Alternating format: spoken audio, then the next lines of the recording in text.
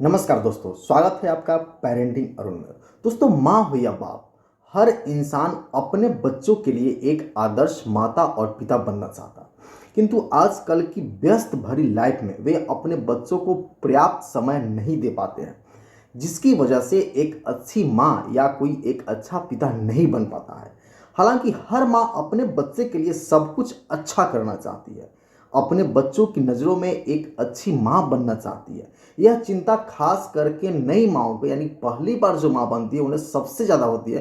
किंतु बहुत सारे ऐसी माँ है जो दूसरी या तीसरी बार भी माँ बन गई है, उन्हें भी काफ़ी चिंता होती है कि मैं एक अच्छी माँ कैसे बन सकती हूँ। किंतु दोस्तों, आपको पता होना चाहिए कि एक माँ जो होती है हमेशा आदर्श होती है, हमेशा एक माँ परफेक्ट होती है। भले ही वह महिला जो है एक अच्छी बीवी नहीं साबित हो सकती है, एक अच्छी किसी की बहन नहीं हो सकती है, एक अच्छी बेटी, एक अच्छी बहू साबित नहीं हो सकती है, किंतु माँ हमेशा परफेक्ट होती है, हमेशा अच्छी होती है। एक बच्चे से आप पूछ करके देखिए कि इस दुनिया में सबसे प्यारा कौन है, चाहे वह बच्चा इस दुनिया का सबसे खराब बच्चा, सबसे उदंड बच्चा ही क्यों नहीं होगी, उसके लिए सबसे प्यारा उसकी अपनी माँ होगी। वह अपने माँ के अलावा किसी दूसरे का नाम ले नहीं सकता है कि मेरी माँ खराब है या मेरी माँ बुरी है। यानी कि माँ एक ऐसा इंसान है, एक ऐसा प्राणी है इस धरती पर जो सबसे ज़्यादा परफेक्ट होती है। इसके बावजूद भी माँ में कुछ ऐसी खासियत होनी चाहिए जो शायद उनके पास नहीं होती है या वे अपनाते नहीं है, भूलवश। तो इस वीडियो में आप बन रहे, क्योंकि यहाँ मैं 15 ऐसी टिप्स आपको बताने वाला हूँ जो एक अच्छी माँ बनने के लिए आपको काफ़ी हेल्पफुल साबित होने वाला है दोस्तों। और चैनल पर यदि पहली बार आए हुए हैं तो चैनल को सब्सक्राइब करके बेल आइकन जरूर दबा लेना। ऐसा करने से ऊपर कृपा बरसेगी। दोस्तों, एक अच्छी माँ का सबसे बेस्ट पहचान है और उनके लिए सबसे पहली सलाह है कि वे अपने बच्चों के साथ समय को इन्वेस्ट किया करें। क्वालिटी टाइम, मैं ये नहीं कहता हूँ कि आप अपना सारा समय लेकर अपने बच्चों के साथ दिया करें, बशर्ते आप बच्चों के लिए अपने समय को एडजस्ट करें, कुछ ऐसी समय निकालें। क्वालिटी टाइम जो आप अपने बच्चों के साथ आप खेल सके, उनके साथ आप हंस सके, उनके हर गतिविधि में, उनके हर एक्टिविटी में आप पार्टिसिपेट कर सके। आप जरा ख्याल कीजिए कि आपका बच्चे का जो दोस्त होता है वह अपने दोस्तों के साथ हमेशा खेलता है और हमेशा हंसते रहता है। इसलिए आपका बेटा जो होता है, आपका बच्चा जो होता है, अपने दोस्तों के साथ सारी बातें शेयर करता है, किंतु आपके साथ उसकी अच्छी बॉन्डिंग नहीं है। इसलिए आप पर्याप्त समय निकालें ताकि आप अपने बच्चों को समय दे सके, और क्वालिटी टाइम आपको देना है ताकि ऐसा बच्चा जो होता है आपको हमेशा अपना समझे, अपना दोस्त समझे और अपनी लाइफ की हर बातें आपके साथ आकर के आपको शेयर करे। सेकंड सलाह है आपके लिए कि आपका प्यार जो होता है, मैं जानता हूं कि एक माँ अपने बच्चों से सबसे ज़्यादा प्यार करती है, किंतु आपका प्यार अनकंडीशनल होना चाहिए। ऐसा नहीं है कि आपका बच्चा अगर एग्जाम में आज अच्छा नंबर लाया है तो आप उसे उसको खूब प्यार दे रहे हैं, खूब सारा गिफ्ट दे रहे हैं, किंतु अगर वहीं आपका एक दूसरा बच्चा जो है वह एग्जाम में अच्छा नंबर नहीं लाता है तो आप उसको प्यार नहीं कर रहे हैं, या ऐसा नहीं होना चाहिए। या कंडीशनल प्यार हो गया कि वह अच्छा करेगा तो आप उसको प्यार दीजिएगा, आप उसको स्नेह दीजिएगा, किंतु अगर वह अच्छा नहीं करेगा, अगर वह गलती करता है तो आप उसको प्यार नहीं दीजिएगा। ऐसा नहीं होना चाहिए। आपको हर हालत में, वह अच्छा नंबर लाता है फिर भी आपको उसको प्यार देना है, अगर वह नंबर अच्छा नहीं लाता है फिर भी आपको उसको उतना ही प्यार देना है। यह अनकंडीशनल प्यार आपको हर हाल में अपने बच्चे के साथ करना है। और तीसरा टिप है कि आप हर बात के लिए, क्योंकि बहुत सारे माएँ ऐसे होती है जो बच्चा कोई भी चीज़ पूछने आता है उसका क्वेश्चन समाप्त होने से पहले ही ना कह देती है, नहीं तुमको ये काम नहीं करना माँ, मैं अपने दोस्तों के साथ बाहर खेलने जाऊँ, नहीं जाना है माँ, मुझे ये खिलौना खरीद दो, नहीं खरीदेंगे। यानी कि जो जो काम के लिए आपका बच्चा पूछने आपसे आता है और हर हाल में आप उसको ना कहते हैं, तो ये गलती फिर नहीं करनी है।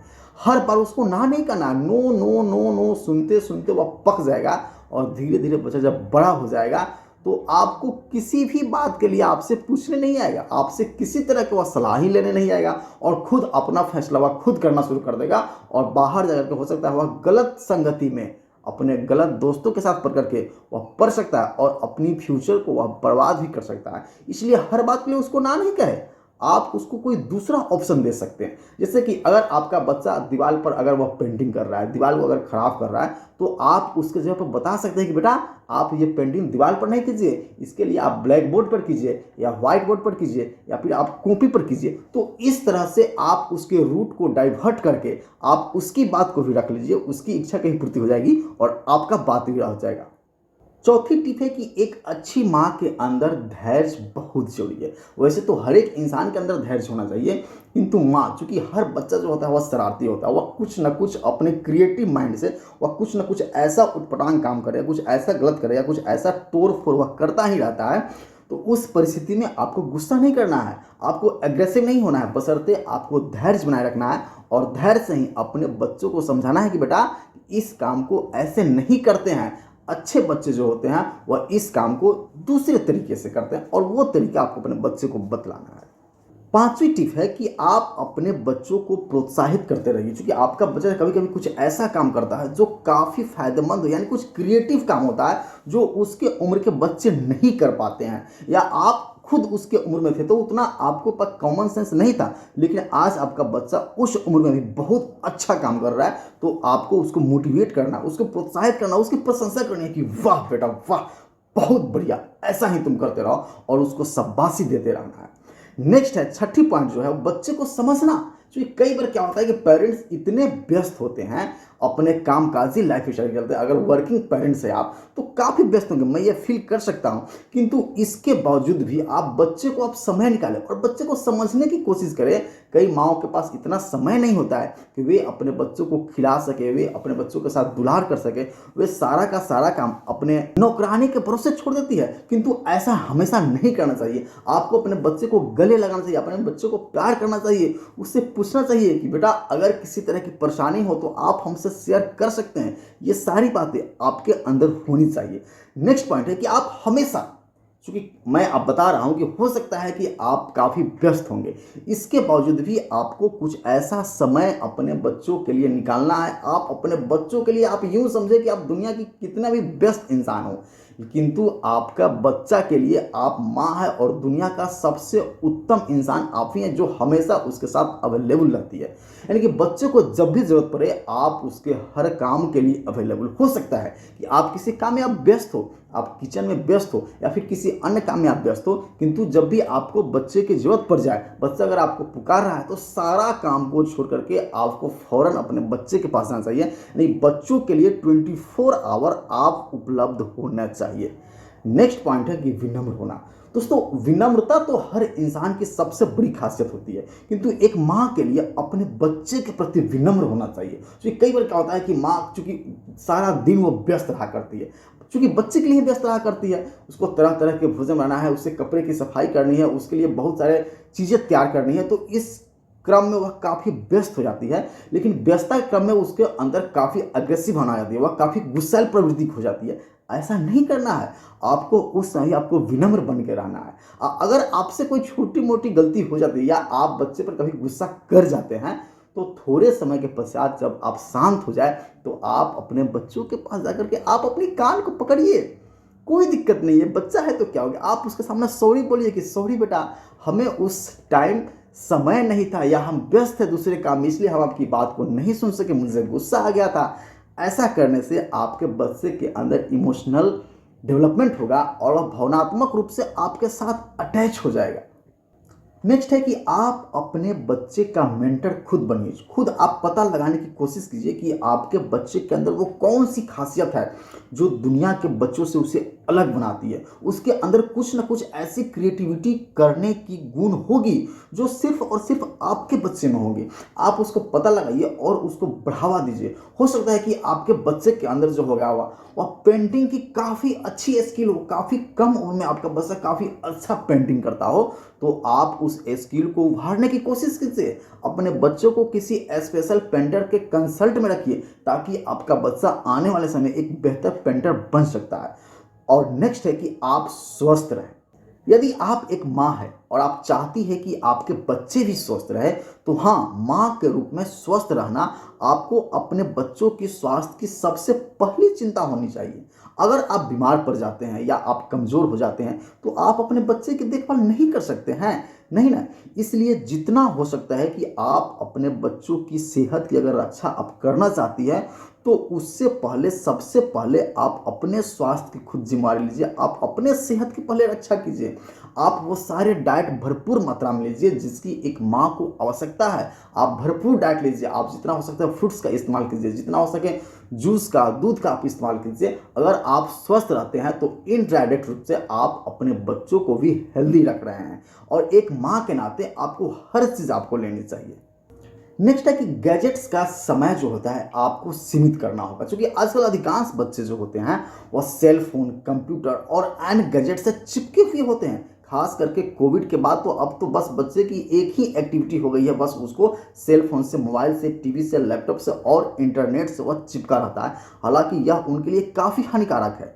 विशेषज्ञों द्वारा बताया गया है कि ऐसे बच्चे जो खास करके इंटरनेट के साथ या गैजेट्स के साथ ज़्यादा समय बिताते हैं उन बच्चों में मोटापा की शिकायत ज़्यादा रहती है और सामाजिक ज्ञान जो होता है, सामाजिक कौशल का विकास उनके यहाँ काफ़ी कम दिखाई देता है। इसलिए आपको एक रूटीन बनाना है, आपको एक समय सीमा तय करना है कि आपका बच्चा इतना समय के लिए ही गैजेट्स का इस्तेमाल करे। तो इस चीज़ का भी आप हमेशा ध्यान रखें। इसलिए अपने बच्चों को इंटरनेट और गैजेट्स के इस्तेमाल को सीमित करके आप एक अच्छी माँ के रूप में अपने आप को आप पेश कर सकती हैं। आप बता सकते हैं कि गैजेट्स के बजाय आप अपने बच्चों को उनके दोस्तों के साथ खेलने के लिए और शारीरिक गतिविधियों में भाग लेने के लिए आप कह सकती है। यह उसे फिजिकल ग्रोथ भी देगा और मेंटल ग्रोथ में भी उसके लिए काफ़ी हेल्पफुल साबित होने वाला है।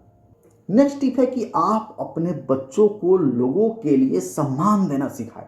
क्या आप चाहते हैं कि आपके बच्चे जब बड़े हो लेकिन वे अपने उम्र से बड़े लोगों को सम्मान से बात करें? क्योंकि कई बार क्या होता है, आजकल इतनी उद्दंडता है कि जब बच्चे बड़े हो जाते हैं तो अपने से बड़े सज्जनों के साथ, शिक्षकों के साथ वे अभिवादन तक नहीं किया करते हैं। बस उनके पास से कोई गुजर जाता है लेकिन उसको हेलो, हाय, गुड मॉर्निंग, गुड इवनिंग कुछ नहीं किया करते हैं। तो ये सारी बातें आपको बच्चे को सिखानी है। आप एक अगर अच्छी माँ बनना चाहती है तो उसके शिष्टाचार को आप घर से ही सिखाइए। अगर आपका बच्चा घर में शिष्टाचार को फॉलो नहीं करता है तो निश्चित रूप से वह जब बड़ा होगा और अपने समाज से जब बाहर निकलेगा तो उसके अंदर जब शिष्टाचार की कमी होगी तो वह उसके लाइफ के लिए और उसके करियर के लिए काफ़ी बड़ा बाधक बन सकता है। तो इस बात का भी आप हमेशा ध्यान रखें। आप अपने बच्चों को माता पिता, वरिष्ठ या अधिकारियों के सम्मान करना आप जरूर सिखाएं। इससे साबित होता है कि आप कितनी अच्छी माँ। अगर आप ये नहीं सिखा पाती है, आपका बच्चा अगर उद्दंड है तो निश्चित रूप से यह सिद्ध करता है कि आप अभी तक एक अच्छी माँ नहीं बन पाई।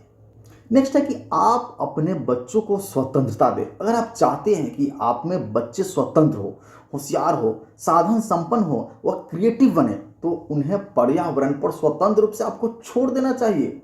उन्हें जंगल में खेलने के लिए, नए लोगों से मिलने के लिए, गर्मियों में नौकरी करने के लिए फ्री जाने दे, यानी कि उन्हें आज़ाद रहने दे, स्वतंत्र पक्षी की तरह उसे विचरने दे। हो सकता है कि रास्ते में उसे असफलताएं मिले, उसे निराशा हाथ लगे, यहाँ तक कि कई तरह के खतरे भी उसे झेलने होंगे। लेकिन अगर आज हम उन्हें आज़ाद नहीं होने देंगे तो वे जीवन के कठोर पहलू का सामना कैसे कर सकते हैं? उन्हें हर तरह की हालातों से लड़ना आज से ही सिखाएं। जी हाँ, आज से ही उन्हें रास्ते को आप रोके नहीं बल्कि उन्हें स्वतंत्र करें। हालांकि उनको मार्गदर्शन दे और आगे उनको फ्री आप जाने के लिए आप उनको छोड़ दें। नेक्स्ट और सबसे लास्ट पॉइंट है कि नए नए नामकरण से बच्चे।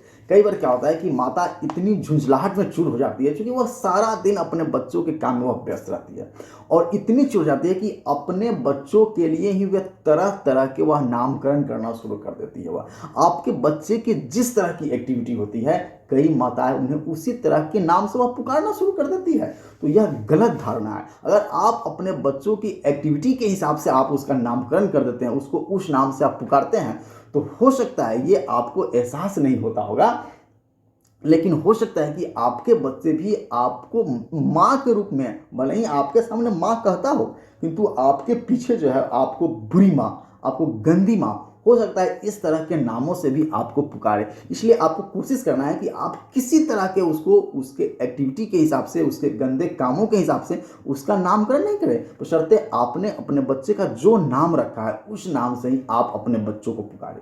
तो दोस्तों यहाँ पर मैंने 15 ऐसी टिप्स बताई जिसके सहयोग से आप अपने आप को एक बेहतरीन माँ के रूप में आप अपने आप को विकसित कर सकते हैं। यह वीडियो कैसी लगी कमेंट करना नहीं भूलना, और नेक्स्ट वीडियो किस टॉपिक पर चाहिए इस बात की चर्चा आप अपने कमेंट के माध्यम से जरूर करना। Thank you.